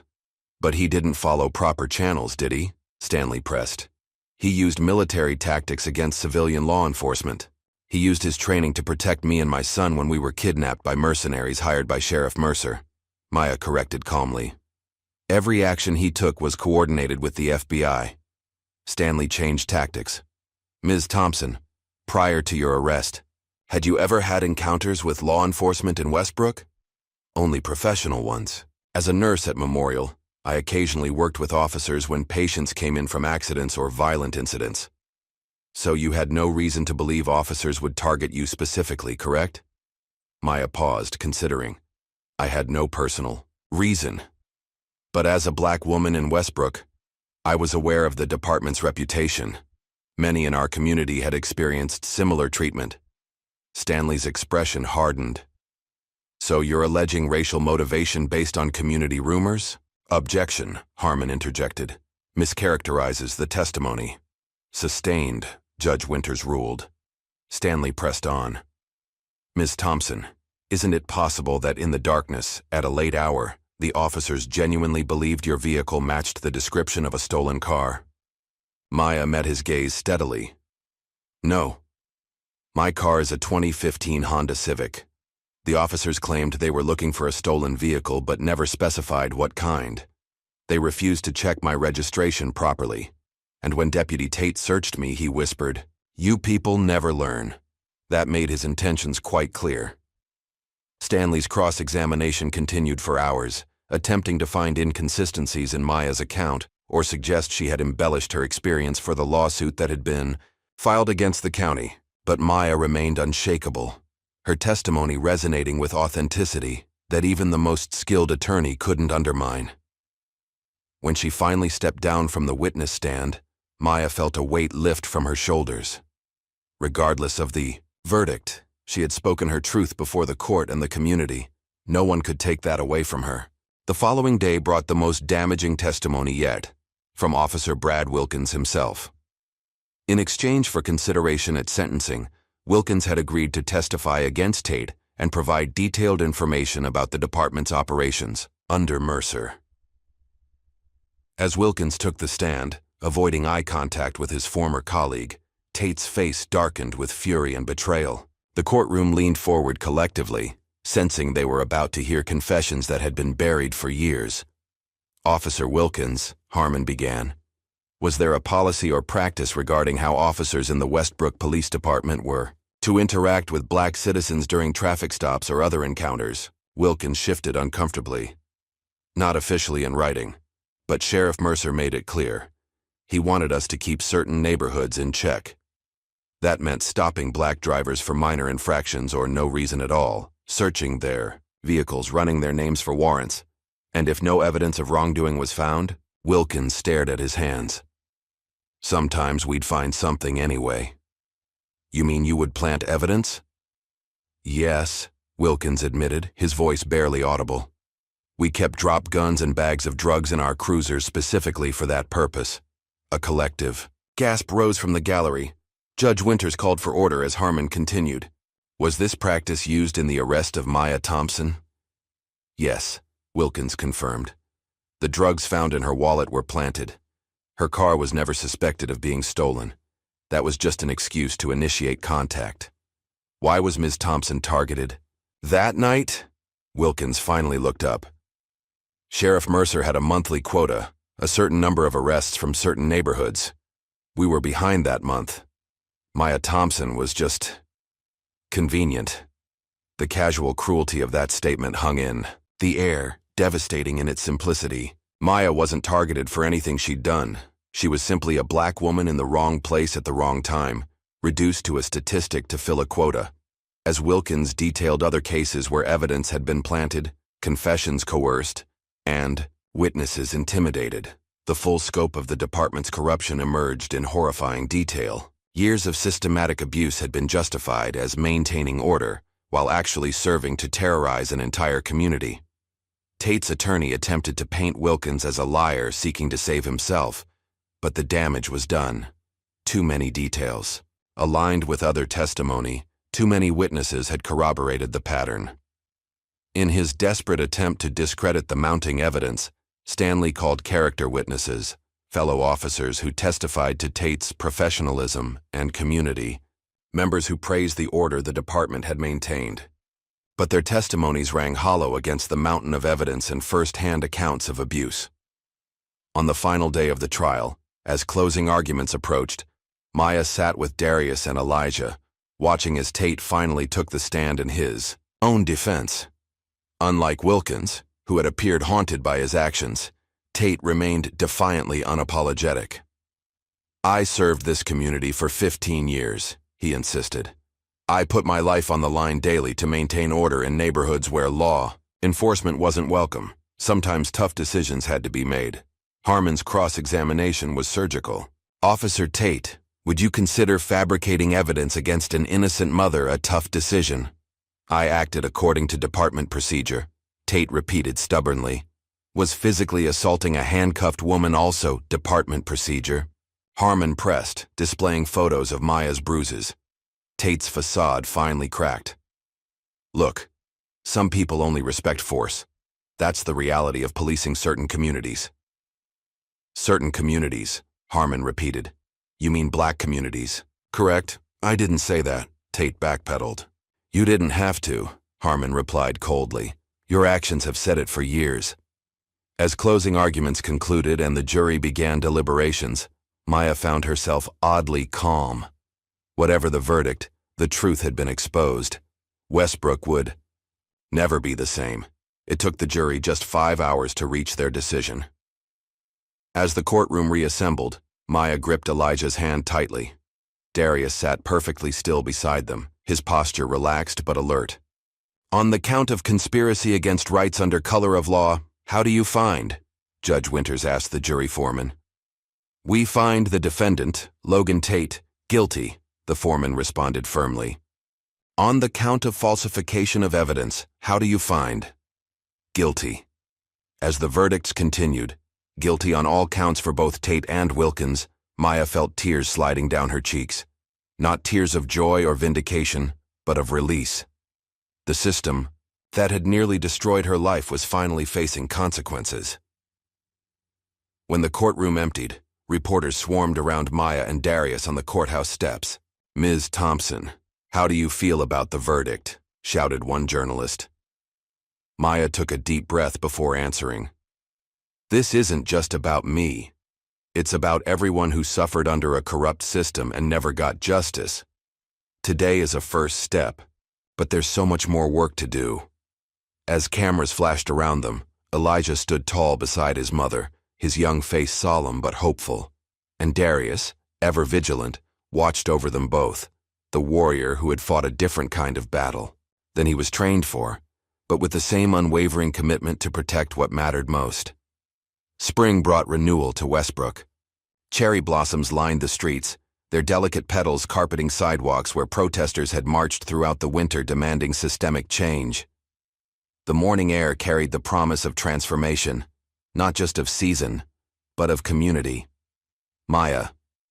Thompson stood on the steps of the newly renovated community center, watching volunteers set up for the day's event. 6 months had passed since the trial, and Westbrook was slowly healing from decades of corruption. "Nervous?" asked Denise Williams, appearing at Maya's side with a clipboard. Maya smiled. "A little. I never expected to be here doing this." "You're exactly where you need to be," Denise assured her, squeezing her arm gently. Inside the main hall, rows of chairs faced a small stage where a podium had been set up. Posters around the room displayed information about citizens' rights, law enforcement accountability, and community resources.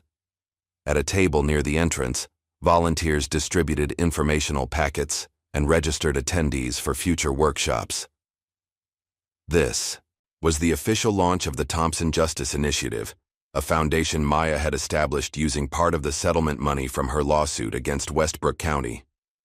Its mission: to support victims of police misconduct, advocate for policy reforms, and rebuild trust between law enforcement and the community. Elijah appeared from a side room, carefully carrying a stack of programs. At 14, he had grown. Taller in the past months, his features maturing from boy to young man. The trauma of their ordeal had left its mark, but it had also sparked a passionate interest in justice and community activism. "Mom, the new police chief is here," he said, nodding toward the entrance. Maya turned to see Chief Alicia Foster arriving with several officers. Foster had been brought in from outside to rebuild the department after the federal investigation had resulted in the firing or resignation of over 20 officers. Her appointment, as both the first female and first black chief in Westbrook's history, symbolized the change sweeping through the county. "Chief Foster," Maya greeted her, extending her hand. "Thank you for coming." "Wouldn't miss it," Foster replied warmly. "Your foundation's work is exactly what this community needs to heal." The relationship between Maya and the new police leadership had started tentatively, understandable given her experience. But Foster had made genuine efforts to acknowledge past wrongs and implement meaningful reforms, from body cameras and civilian oversight to revamped training protocols emphasizing de-escalation and community engagement. As the hall filled with community members, local officials, and media, Maya retreated to a quiet corner to review her speech. The words had been carefully crafted over many drafts, seeking the delicate balance between acknowledging pain and fostering hope. A familiar presence appeared beside her, Darius, impeccable in a dark suit that couldn't quite disguise his military bearing. "You're going to do great," he said simply. Maya looked up at her brother, emotion tightening her throat. After the trial, Darius had stayed in Westbrook longer than expected, helping establish security protocols for the foundation and serving as a silent guardian for Maya and Elijah as they rebuilt their lives. But tomorrow he would return to his duties, disappearing back into the classified world he inhabited. "I couldn't have done any of this without you," she said softly. Darius shook his head. "You would have found a way. Thompson family always does." "Will you at least consider my offer?" Maya asked. "The foundation could use someone with your expertise on a more permanent basis." A ghost of a smile touched Darius's lips. "My expertise is in eliminating threats, not building bridges." "I disagree," Maya countered. "You're better at both than you think." Before he could respond, Denise approached to indicate it was time to begin. Maya took a deep breath and moved toward the stage. The audience quieted as she took her place at the podium. Faces turned toward her, some familiar, others strangers, all united by a desire for change. In the front row sat those who had been closest to her journey: Elijah, watching with undisguised pride; Denise, nodding encouragement; Janine and other former inmates who had testified at the trial; Agent Wilson, representing the federal authorities who had helped bring down Mercer's empire; and Darius, standing at the back of the room, alert as always, but allowing himself to be present for this moment. 6 months ago, Maya began, her voice steady and clear. I stood in a courtroom and told my story. Today I stand before you not just as someone who survived a broken system, but as someone committed to fixing it. As she spoke about the Foundation's initiatives, legal support for victims, educational programs, policy advocacy, Maya noticed tears in some eyes, resolute nods from others. The shared experience of living under Mercer's corrupt regime had created an unexpected unity across racial and social divides. Everyone had suffered, though not equally. The Thompson Justice Initiative isn't about revenge or punishment, Maya continued. It's about transformation, about creating a community where no mother has to fear for her child during a routine traffic stop, where no officer feels pressured to choose between conscience and career, where justice truly means justice for all. After the formal presentation, as attendees mingled and explored the information booths, Maya found herself approached by a young patrol officer. She recognized him as one of the new recruits hired under Chief Foster's leadership. "Miss Thompson," he said hesitantly, "I just wanted to say, what happened to you is why I became an officer, to make sure things like that don't happen again." Maya studied him, earnest, nervous, clearly wrestling with the weight of the badge he carried. "What's your name, officer?" "Jenkins, ma'am." "Michael Jenkins. Officer Jenkins, the fact that you're here having this conversation gives me hope. This work requires all of us, community members and law enforcement alike." Later, as the event wound down, Maya found Elijah deep in conversation with Agent Wilson. Her son had developed an almost hero worship of the FBI agent who had helped free them from the warehouse. "Mom," Elijah called excitedly as she approached, "Agent Wilson says I could apply for the FBI internship program when I'm in college." Maya raised an eyebrow at Wilson, who shrugged somewhat apologetically. "He's got a sharp mind," Wilson said, "and a personal understanding of why justice matters. We need more of that in federal law enforcement." As Elijah continued asking questions about the FBI's work, Maya drifted outside for a moment of quiet. The evening air was cool and refreshing after the crowded hall. She found Darius already there, gazing out at the city skyline. "Successful launch," he commented. "You should be proud." "I am," Maya agreed. "But there's still so much to do." "There always is," Darius said. "That's why the work never really ends." They stood in companionable silence for a moment, the distant sounds of the city washing over them. "I've been thinking about your offer," Darius said finally. "About staying on with the Foundation." Maya turned to him, surprised. "And?" "I've arranged an extended leave. 6 months, possibly renewable. My team can handle things without me for a while." Joy bloomed in Maya's chest. "Elijah will be thrilled. He looks up to you so much." "The feeling is mutual," Darius replied. "That kid showed more courage throughout this ordeal than some soldiers I've commanded." "He gets it from his mother," came a voice from behind them. They turned to find Denise watching them with a knowing smile. "The community center is closing up, but several folks are heading over to Ruby's diner to continue the conversation. You, too, should join us." As they walked back inside to collect Elijah, Maya thought about the long journey that had brought them here. From a terrifying night at a gas station to the launch of a foundation that might actually change lives. From being victims of a corrupt system to becoming architects of its replacement. The road ahead would not be easy. Systemic change never was.